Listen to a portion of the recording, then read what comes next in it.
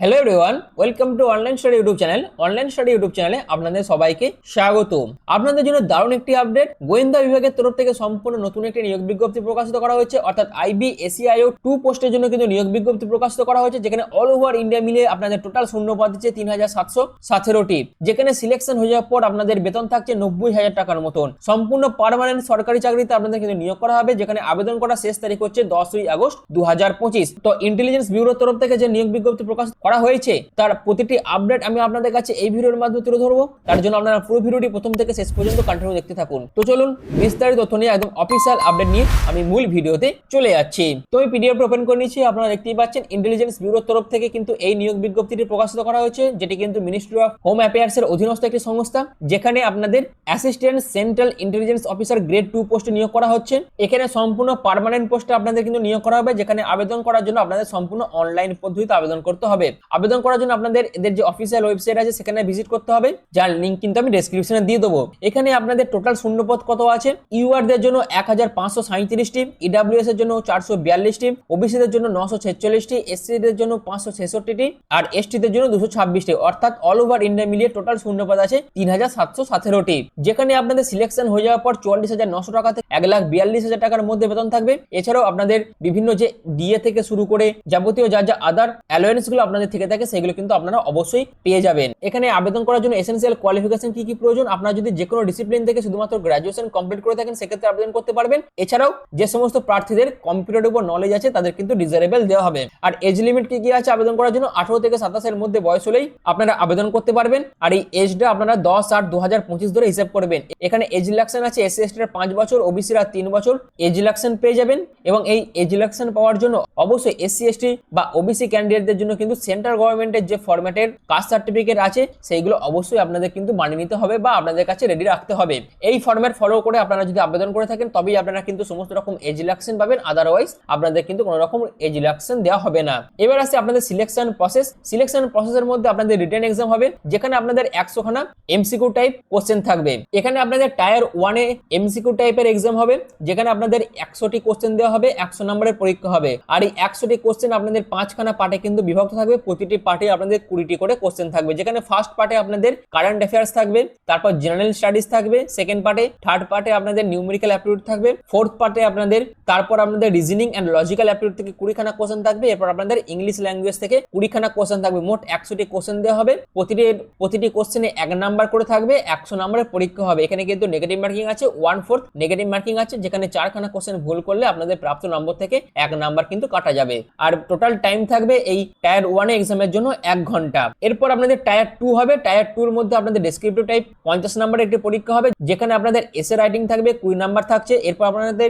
English comprehension থেকে 10 number থাকছে এবং লং অ্যানসার টাইপ কোশ্চেন থেকে আপনাদের 2টো কোশ্চেন থাকছে, যেখানে 10 নাম্বার করে থাকছে। এরপর আপনাদের সোশিও পলিটিক্যাল ইস্যু থেকে, এছাড়াও কারেন্ট অ্যাফেয়ার্স বা ইকোনমিক্স থেকে আরো 20 নাম্বার থাকছে। মোট আপনাদের 50 নম্বরের পরীক্ষা হবে, 1 ঘন্টা টাইম দেওয়া হবে। এবং টায়ার 2 হয়ে যাওয়ার পর আপনাদের ইন্টারভিউ হবে, যেখানে আপনাদের ইন্টারভিউতে 100 নাম্বার থাকবে। মোট আপনাদের 250 নম্বরের পরীক্ষা হবে, ইন্টারভিউ রিটেন এক্সাম মিলিয়ে।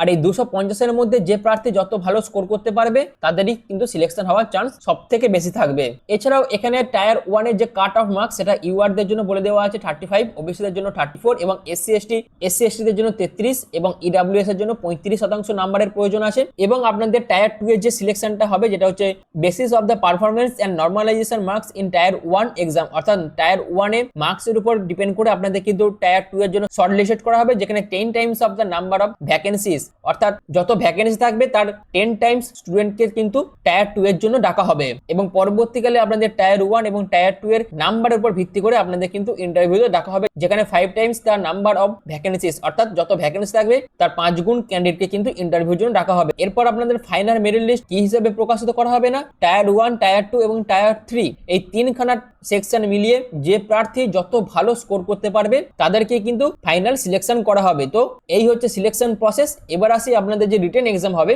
সেই রিটেন এক্সামের সিটি অফ এক্সামিনেশন আপনারা কোথায় কোথায় চুজ করতে পারবে, যেটা বলে দেওয়া আছে the online application form the applicant should be carefully decide about his or her choice of city of examination, অর্থাৎ আপনারা কিন্তু আপনাদের পছন্দ মতন এক্সাম সিটি চুজ করতে পারবেন। যেখানে ওয়েস্ট বেঙ্গল থেকে যারা যারা ভিডিওটি দেখছেন তারা ওয়েস্ট বেঙ্গলের মধ্যেও কিন্তু এক্সাম সেন্টার পেয়ে যাবেন, আসাম থেকে যারা যারা দেখছেন আসামের মধ্যেও আপনারা কিন্তু এক্সাম সেন্টার পেয়ে যাবেন, এবং ত্রিপুরা থেকে যারা যারা দেখছেন ত্রিপুরার মধ্যেও আপনারা কিন্তু এক্সাম সেন্টার পেয়ে যাবেন। অর্থাৎ আপনারা যখন আবেদন করবেন তখন আপনারা 5খানা এক্সাম সেন্টার কিন্তু চুজ করতে পারবেন, এবং অবশ্যই আপনাদের কিন্তু সেই এক্সাম সেন্টারগুলো যখন আপনারা চুজ করে নেবেন পরবর্তীকালে সেগুলো কিন্তু আর মডিফাই করতে পারবেন না। এবার আপনারা আবেদন কিভাবে করবেন? আপনাদের আবেদন করার জন্য সম্পূর্ণ অনলাইন পদ্ধতিতে আপনাদের আবেদন করতে হবে, যেখানে এদের যে অফিসিয়াল ওয়েবসাইট আছে সেখানে ভিজিট করে আপনাদের আবেদনটি করতে হবে। আপনাদের আবেদন প্রসেস শুরু হচ্ছে 9/7/2025 থেকে, যার লাস্ট ডেট হচ্ছে আবেদন করার 10/8/2025। এই ডেটের মধ্যে আপনাদের আবেদনটি করতে হবে। এবার আসি এক্সামিনেশন ফি, যেখানে আপনাদের এক্সামিনেশন ফিটা দুখানা স্টেপে কিন্তু দিতে হবে, যেখানে এক্সামিনেশন ফি আপনাদের লাগছে 100 টাকা এবং রিক্রুটমেন্ট প্রসেসিং চার্জ লাগছে 550 টাকা। আর এই 550 টাকাটা অল ক্যান্ডিডেটকে কিন্তু দিতে হবে।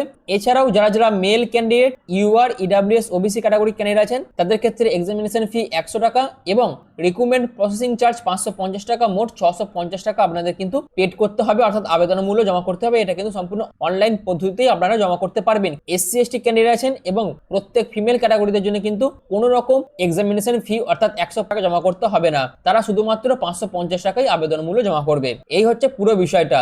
এখানে সম্পূর্ণ অনলাইন এবং অফলাইন দুটো পদ্ধতিতে আপনারা কিন্তু আবেদন মূল্য জমা করতে পারবেন, যেটা কিন্তু এখানে বলে দেওয়া আছে। এবং আপনারা যদি একবার আবেদন মূল্য জমা করে দেন সেটা কিন্তু আর রিফান্ড করা হবে না। তার জন্য অবশ্যই আপনারা যখন আবেদন করবেন সঠিক তথ্য বা সঠিক ইনফরমেশন বা সঠিক পদ্ধতি মেনটেন করে আপনাদের আবেদনটি করতে হবে। এখানে অল ওভার ইন্ডিয়ার প্রত্যেক মেল প্রত্যেক ফিমেল উভয় প্রার্থীরা আবেদন করতে পারবেন, এবং এখানে যে জেনারেল ইনস্ট্রাকশন গুলো দেওয়া আছে অবশ্যই আবেদন করার আগে এগুলো আপনাদের একবার চেক আউট করে নিতে হবে। তো আইবি ডিপার্টমেন্টের তরফ থেকে যে নিয়োগ বিজ্ঞপ্তি প্রকাশিত করা হয়েছিল, অর্থাৎ যে শর্ট নোটিফিকেশন প্রকাশিত করা হয়েছে, সেটি আমি আপনাদের কাছে এই ভিডিওর মাধ্যমে তুলে ধরলাম। আশা করি আপনাদের কাছে পুরো বিষয়টা ক্লিয়ার হয়ে গেছে। আপনাদের আবেদনের প্রসেস শুরু হচ্ছে 19/7/2025 থেকে, যার লাস্ট ডেট হচ্ছে 10ই আগস্ট 2025। এই ডেটের মধ্যে প্রত্যেক প্রার্থীরাই কিন্তু এখানে আবেদন করতে পারবেন, যেখানে আবেদনের জন্য মিনিমাম কোয়ালিফিকেশন হচ্ছে শুধুমাত্র গ্র্যাজুয়েশন পাস। তো এই ভিডিওর মাধ্যমে আইবির তরফ থেকে যে আপডেটটি উঠে আসছিল সেটি আমি আপনাদের কাছে তুলে ধরলাম। আশা করি আপনাদের কাছে পুরো বিষয়টা ক্লিয়ার হয়ে গেছে। তো যাদের এই সমস্ত কোয়ালিফিকেশন আছে তারা অবশ্যই এখানে আবেদন করে এই সুযোগগুলোকে কাজে লাগাতে পারেন। তো ভিডিওটি এখনো মতন এইটুকুই। পুরো ভিডিওটি প্রথম থেকে শেষ পর্যন্ত দেখার জন্য আপনাদের অসংখ্য